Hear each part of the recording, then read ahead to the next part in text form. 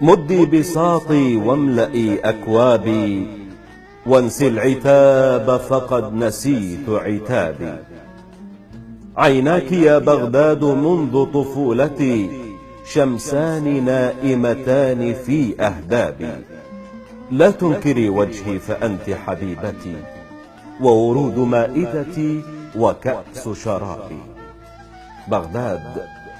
بغداد جئتك كالسفينة متعبا، أخفي جراحاتي وراء ثيابي، ورميت رأسي فوق صدر أميرتي، وتلاقت الشفتان بعد غيابي. أنا ذلك البحار ينفق عمره في البحث عن حب وعن أحباب.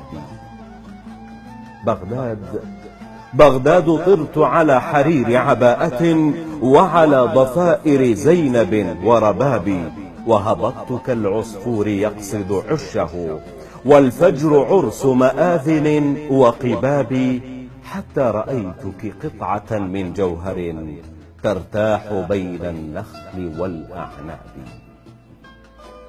حيث التفت أرى ملامح موطني، وأشم في هذا التراب ترابي. لم أغترب أبدا، فكل سحابة بيضاء فيها كبرياء سحابي. إن النجوم الساكنات هضابكم، ذات النجوم الساكنات هضابي. بغداد عشت الحسن في ألوانه، لكن حسنك لم يكن بحسابي. ماذا سأكتب عنك يا فيروزتي، فهواك لا يكفيه 1000 كتاب.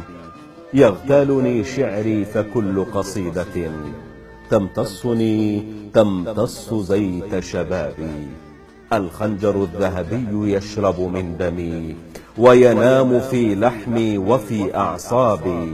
بغداد يا هزج الخلاخل والحلا، يا مخزن الأضواء والأطياب. لا تظلمي وتر الربابة في يدي، فالشوق أكبر من يدي وربابي. قبل اللقاء الحلو كنت حبيبتي، وحبيبتي تبقين بعد ذهابي. وحبيبتي تبقين بعد ذهابي. قصيدة بغداد للشاعر نزار قباني.